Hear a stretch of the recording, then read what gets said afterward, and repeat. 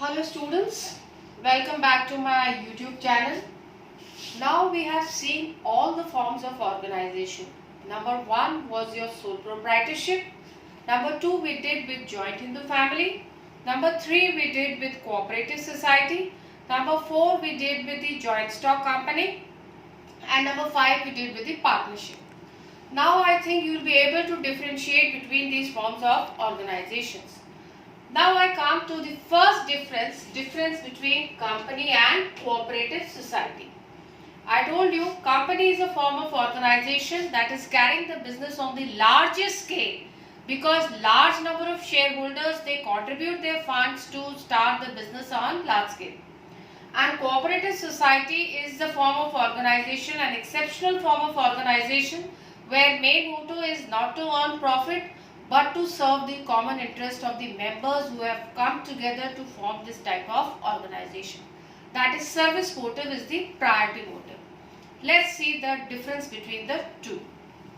First, the act which is acting on the company form of organization is Companies Act 1956 and here it is Cooperative Society Act 1912. The number of members required to form two types of company we did, private and public. Private company में minimum number of members is 2 and maximum is 200.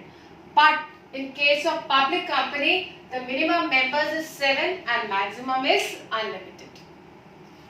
In case of cooperative society, the members, see I tell you the members required is 10. The 10 adult members are required to form the cooperative society. Minimum 10 adult members and maximum is unlimited.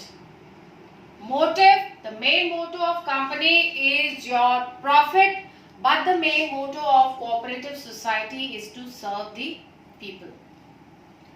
Transfer of shares in case of public company easily possible. If you are not interested in continuing with the company, you can sell the shares to the another person interested in the share market.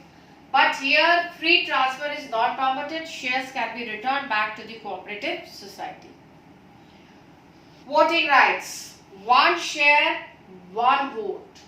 That means, but here we have in case of cooperative society, one member, one vote.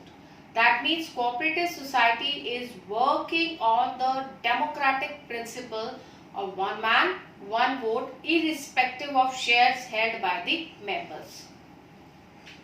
Then the management of the company lies in the hands of professional experts known as the board of directors. But the management of the cooperative society lies in the hands of the managing committee, जो कि professional experts नहीं हैं, उनके ही members में से selected एक committee है जो इनके अफेयर्स को मैनेज करती है because they don't have funds to hire the professional experts. Then we have privileges. There are no privileges available to company from the government point of view, but lots of privileges regarding the concessions and exemptions are available to cooperative societies since it is basically working for the public welfare. Now we come to the second difference, that is company and partnership. Company. See, formation. Let's see the first point, formation. In the case of company, the registration is compulsory under Companies Act 1956. But in case of partnership, the registration is not compulsory. It is optional for the partnership firm and beneficial. Optional, compulsory नहीं है. But अगर partnership firm register कर जाती है तो इसे बहुत सारे benefits मिलते हैं जो कि हमने अपने previous video में discuss की. The number of members same. In case of private is 2 and 200 maximum.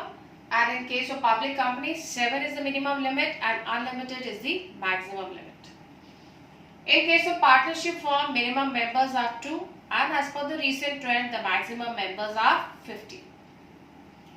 Liability of company, that is the liability of members of company, shareholders की liability limited होती है. उन्हें अपनी पर्सनल प्रॉपर्टी को use करके business के debts का payment करने की जरूरत नहीं है. But in case of partnership the liability is of all the partners is unlimited. You must know it is unlimited. That means उन्हें अपनी पर्सनल प्रॉपर्टी का यूज करके बिजनेस के डेब्ट्स का पेमेंट करने की जरूरत पड़ सकती है. Transfer of interest. Shareholders have the right to transfer their interest, that is transfer the shares in favor of another person, but here this possibility is not there. Management lies in the hands of board of directors, और यहाँ पर management जो firm के partners हैं उनके हाथ में ही लाए करता है. The concept of mutual agency is not applicable to company form of organisation, but the concept of mutual agency is applicable to partnership form. Concept of mutual agency means one partner can act on behalf of the others, and whatever the contract that partner enters into, that contract will be binding on all the members. That means a single partner is the principal also and agent also of the firm. Legal status. Company has separate legal identity, whereas partnership firm has no separate legal identity from its members. It is governed by the Companies Act and it is governed by the Partnership Act 1932. And continuity and stability, this point says death, insolvency, bankruptcy of any member of company, that is any shareholder of the company, is not going to affect the company. Company has perpetual existence. किसी भी member के जाने से, किसी भी member के आने से कंपनी की कंटिन्यूटी पर इफेक्ट नहीं पड़ेगा. But in the case of partnership, the death, insolvency, bankruptcy of any partner, retirement of any partner will affect the partnership firm. So here we saw the difference between the company and cooperative society and company and partnership firm. अब हम आते हैं the most important topic, that is stages in the formation of company. दो तरीके की company हमने discuss की, private और पब्लिक. आप देखेंगे प्राइवेट कंपनी को सिर्फ दो stages, we have in total 4 stages: promotion, incorporation, capital subscription stage and commencement of business.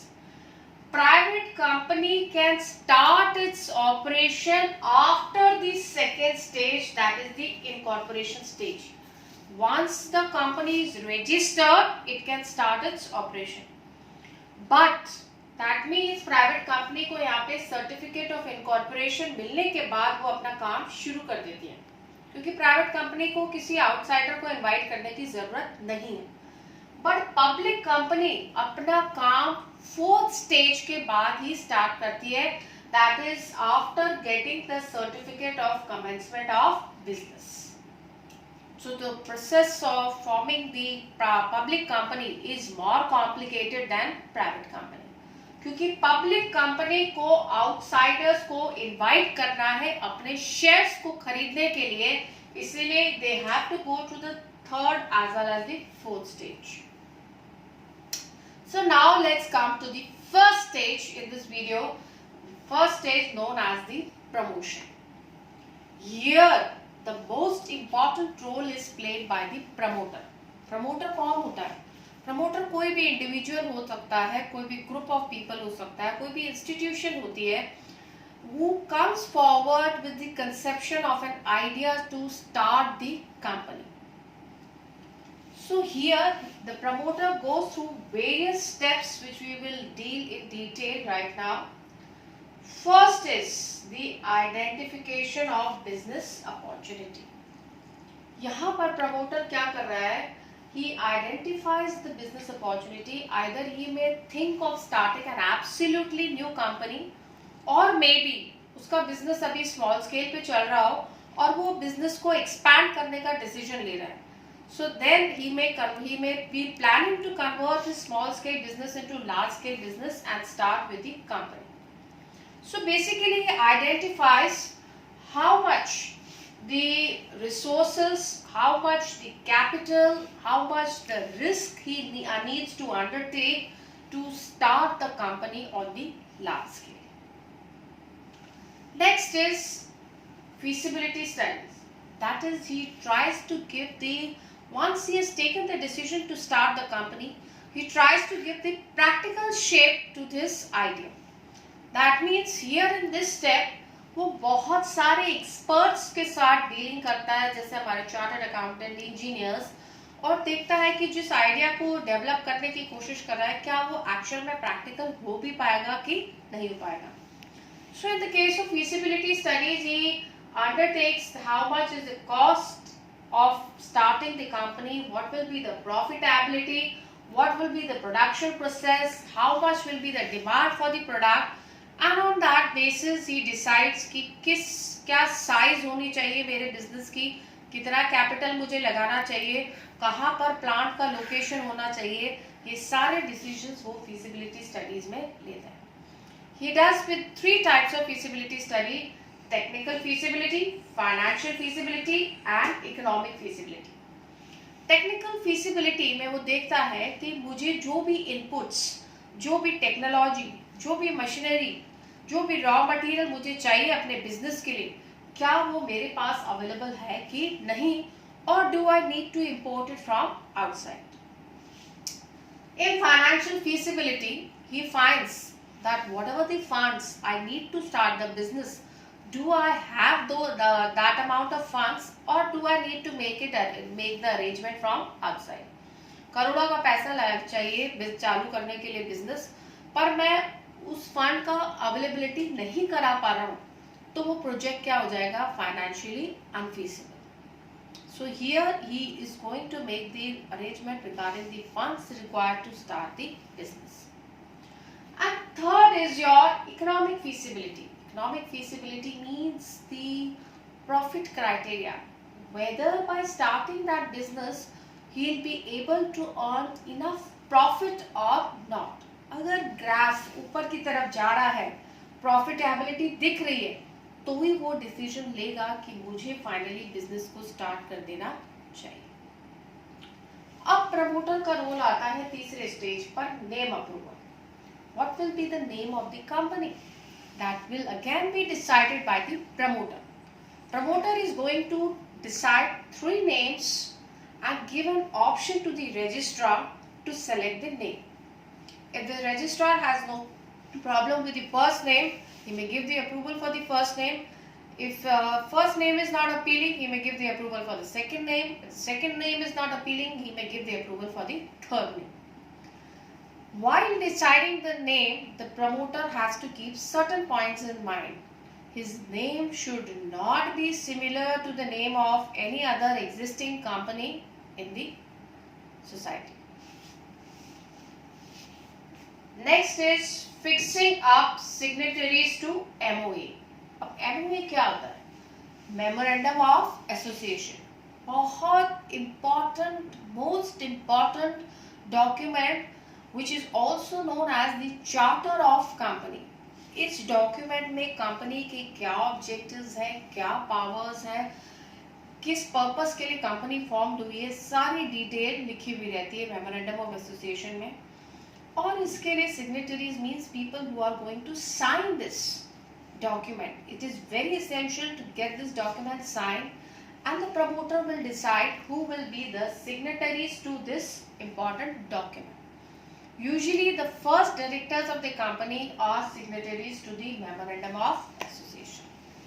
So the promoter उनका consent writing में ले लेगा that they have agreed to become the first directors and agreed to sign the memorandum of association. फिर आता है हमारा appointment of professionals. यहाँ पर प्रमोटर बहुत सारे प्रोफेशनल्स को अपॉइंट करेगा. He is going to appoint the brokers, the underwriters, the solicitors who will deal with the affairs of the company. कोई भी लीगल इशू हो गया तो वो कोई सॉलिसिटर डील करेगा. अंडरराइटर्स जो गारंटी देते हैं अगर हम कंपनी के शेयर्स नहीं बिके तो वो शेयर्स ये खरीद लेंगे. ब्रोकर्स जो कंपनी के शेयर्स की सेल में हेल्प कर रहा है, उनका अपॉइंटमेंट करेगा promoter.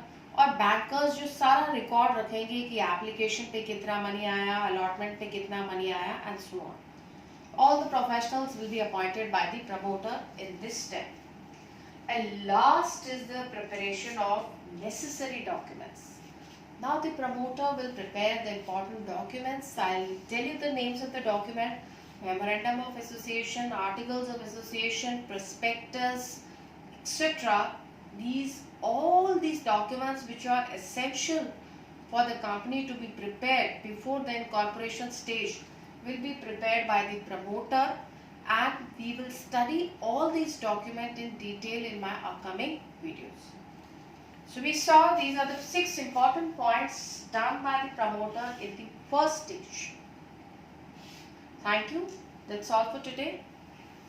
If you have any queries, please comment, and don't forget to like, share and subscribe my channel.